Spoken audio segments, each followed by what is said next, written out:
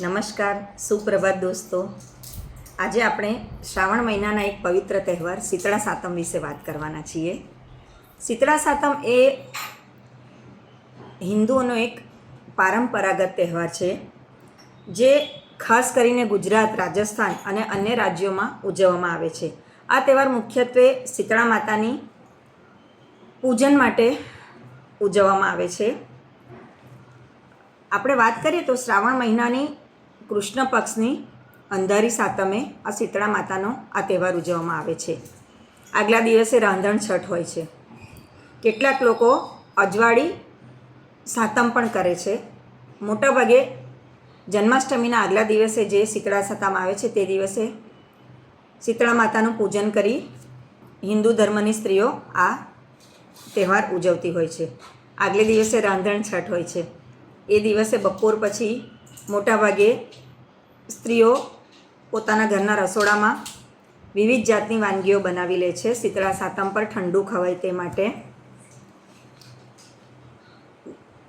જેમ કે પૂરી, જાત જાતના શાક જે બગડેના બીજા દિવસે તમે કોરા કરીને ખાઈ શકો, લાડવા છે, સુખડી છે, બાજરીની કુલેર છે, મગ મઠના વૈડા છે, બાફેલા ચણા છે, સૂકી ભાજી છે બટાકાની. કેટલાક લોકો કઢી ભાત પણ બનાવી દે છે. પાત્રા જે આપણે અળવીના પાન કહીએ છીએ તે પણ સરસ રીતે ટેસ્ટી બનાવીને રાખે છે વઘારીને, કે જે બીજે દિવસે આખો દિવસ ખાઈ શકે બધા. અને શીતળા સાતમ આપણે એટલા માટે ઉજવીએ છીએ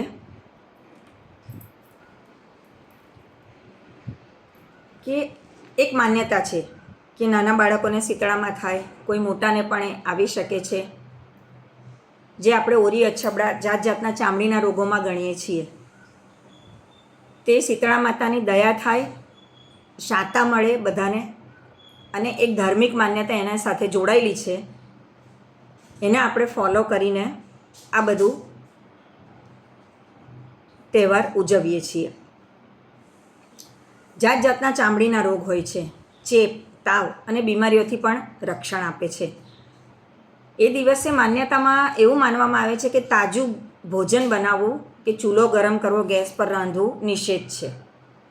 સવારમાં વહેલા ઉઠી સ્ત્રીઓ માથું ધોઈને સ્નાન કરે છે, શીતળા માતાનું કથા વાર્તા વાંચે છે, મંદિરોમાં જઈને શીતળા માતાને દૂધ, પાણી, અબીલ, ગુલાલ, કંકુ એનાથી એમની પૂજા કરે છે. દક્ષિણ ગુજરાત બાજુ તાંદળજાની ભાજી, જે એ લોકો એને ચોલાઈની ભાજી કહે છે, તે પણ માતાજીને આખા વેલા ચડાવે છે, જે ખૂબ ઠંડી હોય છે એની તાસીર તેના માટે.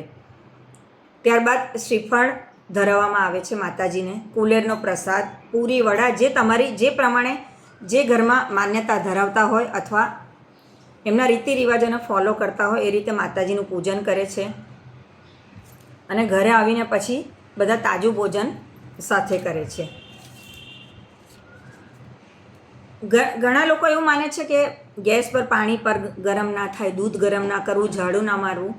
એટલે આમાં એવું છે ધાર્મિક માન્યતાઓમાં કે જેના ઘરમાં જેવો રિવાજ એ પ્રમાણે એ લોકો અનુસરે છે. એટલે શ્રાવણ મહિનાના આ ખાસ તહેવારોમાં શીતળા સાતમનું ખૂબ મહત્ત્વ છે. એ ધાર્મિક નહીં, પણ શીતળા સાતમ એક સ્વચ્છતા અને આરોગ્ય વિશે સંદેશ આપતો તહેવાર છે. ગરમી અને રોગજન્ય વાતાવરણ જ્યારે ભેગું થાય છે, ચોમાસામાં પાણી જેવા તેવા જગ્યાએ જેવી તેવા સ્ત્રોત્રમાં વહેતું હોય છે, એ ગંદુ હોય છે અને એનો આપણા શરીરમાં રોગ, વાયુ અને પિત્ત એ ત્રિદોષના પ્રકોપમાંથી બચવા માટે ઠંડુ ખાવાનો મહિમા હોય છે. પાણીજન્ય રોગ ના થાય, ગેસ ના થાય, એના માટે આપણે એને ફોલો કરીએ છીએ. હવે શીતળા માતાની એક પ્રાચીન વાર્તા વિશે વાત કરીએ તો ભાઈ આપણે જે વ્રત કથાઓની વાર્તાની ચોપડી આવે છે એમાં ખૂબ સુંદર એક વાર્તા આપવામાં આવી છે કે કોઈક રતનપુર નામે એક ગામ હતું, જેમાં એક વૃદ્ધ માજી એમના 2 દીકરા વહુઓ સાથે રહેતા હોય છે. એમાં નાની વહુ ખૂબ ભલી ભોળી અને સારા સ્વભાવની હોય છે. મોટી વહુ થોડી કજિયાળી અને કર્કશ હોય છે.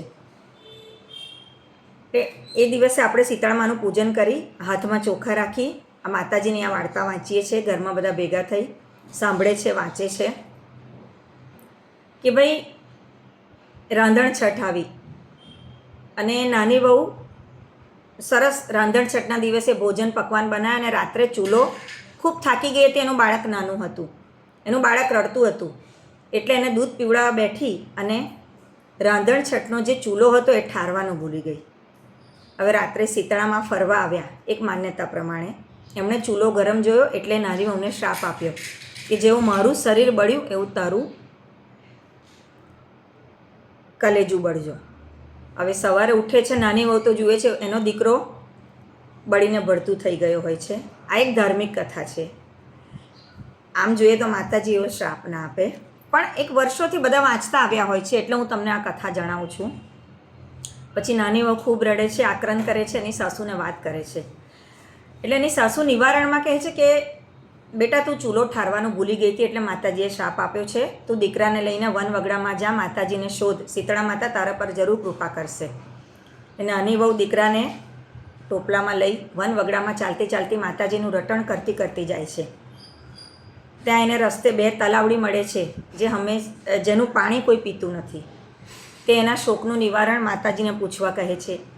2 આખલા મળે છે જે ઘંટીના પળ બાંધી લડ્યા કરતા હોય છે. તે પણ એ વહુને કહે છે કે તું માતાજીને અમારું આ નિવારણ પૂછજે.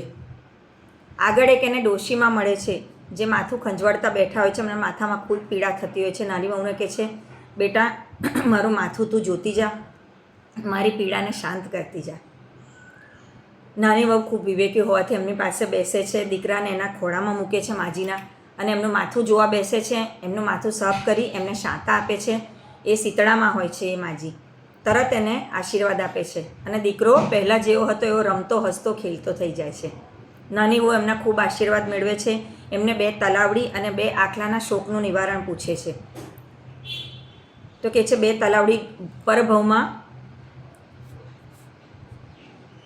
ગામમાં એવી 2 પડોશી હતી જે કોઈને પોતાનું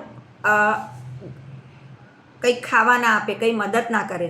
એટલે આ જન્મે 2 તલાવડી છે, એમનું કોઈ પાણી નથી પીતું, તું એમાંથી પાણી પીજે એટલે એ લોકોના તાપનું નિવારણ થશે. 2 પેલા બળદ આખલાની વાત કરી કે ઘંટીના પળ બાંધીને કેમ લડ્યા કરે છે માજી, તો કે ગયા ભાવમાં દેરાણી જેઠાણી હતી અને એ લોકો એકબીજાને કાયમ એ લોકો લડ્યા કરતા હતા.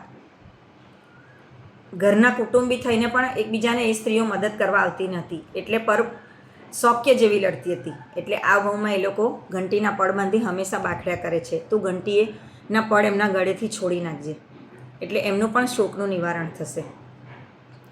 નાની વહુ ઘણી હરખાથી માતાજીને પગે લાગતી એમના આશીર્વાદ મેળવતી મેળવતી પાછી ઘરે આવી દીકરાને હસતો લઈને.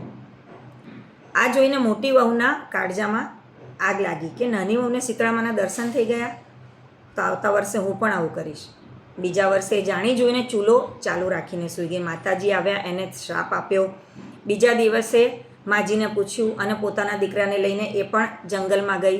એને પાછી તલાવડી મળી, આખલા મળ્યા, પેલા માજી મળ્યા, પણ કોઈને જવાબ આપવા એ ઊભી ના રહી અને કીધું જાઓ જાઓ, હું શીતળામાને શોધવા જાઉં છું, તમે મારો સમય બગાડશો નહીં. આખો દિવસે વન વગડામાં રખડી અને મરેલા દીકરાને લઈને પાછો આવી, કારણ કે એની વાણીમાં વિવેક નહોતો, કોઈના આશીર્વાદ મેળવવાની એનામાં ઈચ્છા ન હતી. એ નાની વહુનું સુખ જોઈને બળીને આવી હતી પોતાનું સુખ મેળવવા. તો મિત્રો આ પણ આપણે ધ્યાનમાં રાખીએ કે કોઈનું સુખ જોઈને ઈર્ષ્યા કરીને આપણે જો આપણા સુખની પાછળ દોડીશું તો એ શક્ય નહીં બને અને એના ક્યારેય આપણને આશીર્વાદ નથી મળતા. તો આ રીતે શીતળામાની વાર્તા પૂરી થાય છે. આપણે સૌ શીતળામાને પ્રાર્થના કરીએ કે સર્વેને શાંતા આપજો, સર્વેની મદદ કરજો માં. જય શીતળામા, જય શ્રી કૃષ્ણ. ઓમ નમઃ શિવાય.